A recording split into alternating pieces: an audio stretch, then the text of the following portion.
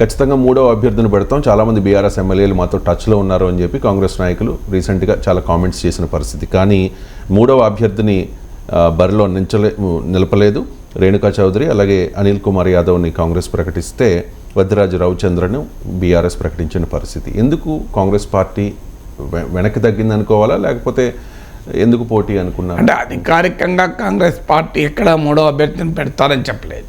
అయితే కాంగ్రెస్ వర్గాల నుంచి పొలిటికల్ ఫీలర్స్ మాత్రం అందినమా నిజం. అంటే మూడో అభ్యర్థిని పెడతారు అని బీఆర్ఎస్కు టెన్షన్ పుట్టించేందుకు ఆ మాట చెప్పారు. సో బీఆర్ఎస్ నుంచి 14 మంది ఎమ్మెల్యేలు టచ్లో ఉన్నారు, 29 మంది అని కూడా మాట్లాడారు.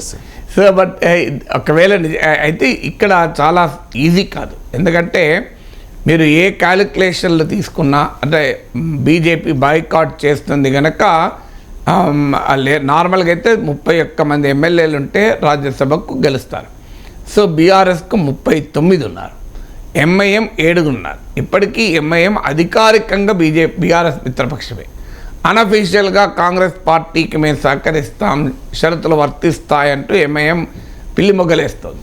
సో ఎంఐఎం సపోర్ట్ కనుక చేస్తే 46 అవుతారు, చెయ్యకపోయినా 39 అవుతారు. కావాల్సింది 31.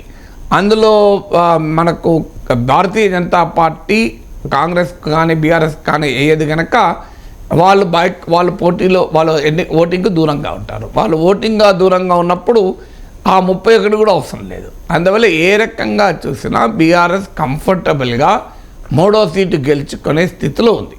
అందువల్ల పొలిటికల్గా చూసినా, పొలిటికల్ అర్థమెటిక్ రీత్యా చూసినా, పొలిటికల్ ఎథిక్స్ రీత్యా చూసినా బీఆర్ఎస్కో రాజ్యసభ సీటు రావడము సరైంది, వచ్చే అవకాశం కూడా కనబడుతుంది. ఒకవేళ బీఆర్ఎస్ నుంచి ఆ ఒక్క సీటు కూడా లాక్కోవాలి అనుకుంటే కాంగ్రెస్ ఒక మేజర్ అండ్ మ్యాసివ్ ఆపరేషన్ జరపాలి.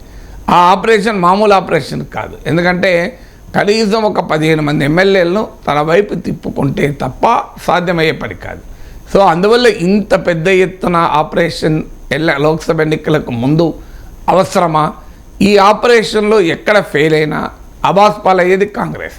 ఒకవేళ సక్సెస్ అయినా ప్రజల ముందు బీఆర్ఎస్ కాంగ్రెస్ను దోషిగా పెట్టే అవకాశం ఉంది. చూడండి, ఈ ప్రభుత్వం రాజ్యసభ ఎన్నికల కొరకు మా పార్టీని చీల్చింది, ఇది కాంగ్రెస్ నైజము, చరిత్ర అంతా ఇదే అని బీఆర్ఎస్ చెప్పడానికి అవకాశం ఉంటుంది. ఇప్పుడు తర్వాత క్రమంలో బీఆర్ఎస్ ఎమ్మెల్యేలు కాంగ్రెస్ వైపు వస్తే ఆ నియోజకవర్గ అభివృద్ధి కోసమనో, తెలంగాణ అభివృద్ధి కోసమనో, కేసీఆర్ నాయకత్వం పైన విశ్వాసం పోయిందనో, లేదు తెలంగాణలో కాంగ్రెస్ ప్రభుత్వానికి బీఆర్ఎస్ కుట్రలు పన్నుతోంది ప్రభుత్వానికి వ్యతిరేకంగా, మరి మా ప్రభుత్వాన్ని కూల్చడానికి కుట్రలు పన్నుతుంటే మేము చూస్తూ ఊరుకోవాలానో, ఇలా రకరకాల కారణాలు చెప్పడానికి అవకాశం ఉంటుంది. లేదు ఏది లేకపోయినా రేపు లోక్సభ ఎన్నికలకు బీఆర్ఎస్ బీజేపీ మధ్య అవగాహన కుదిరింది, ప్రత్యక్షంగా కుదిరితే ప్రత్యక్షంగా కుదిరిందని, లేకపోతే పరోక్షంగా కుదిరని ఆరోపిస్తున్నా బయటికి రావచ్చు. ఇప్పుడు వెంకటేష్ నేత బీఆర్ఎస్ బీజేపీ మధ్య ఒక అవగాహన కుదిరింది, అందుకే నేను నిరసనగా బయటకు వస్తున్నానని చెప్పాడు. సో ఇలా ఏదో ఒక పొలిటికల్ రీజన్ చెప్పి, అంటే కాంగ్రెస్ స్వార్థానికి సంబంధము లేని కారణము చెప్పి, సో ఈ ఎమ్మెల్యేలను ఇటువైపు తిప్పుకోవడానికి అవకాశం ఉంటుంది. కానీ ఇప్పుడు రాజ్యసభ ఎన్నికల కొరకే చేస్తే అది కాంగ్రెస్ పార్టీ కక్కుర్తిలాగా కనబడుతుంది. ఒక రాజ్యసభ సీటు కొరకు కాంగ్రెస్ ఏ స్థాయికి దిగజారింది, ప్రతిపక్ష పార్టీని చీల్చి తన వైపు తిప్పుకోవటానికి అని. అఫ్కోర్స్ అప్పుడు కాంగ్రెస్ వాళ్ళకు డిఫెన్స్ ఉంటుంది.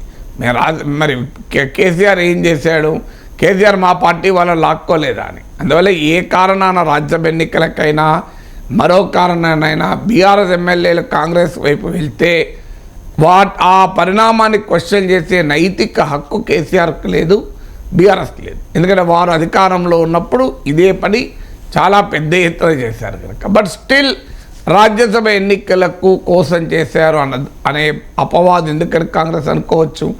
లోక్సభ ఎన్నికలకు ముందు ఈ రకమైన ఆపరేషన్లు చేస్తే దాని పొలిటికల్ కాన్సిక్వెన్సెస్ ఎలా ఉంటాయి.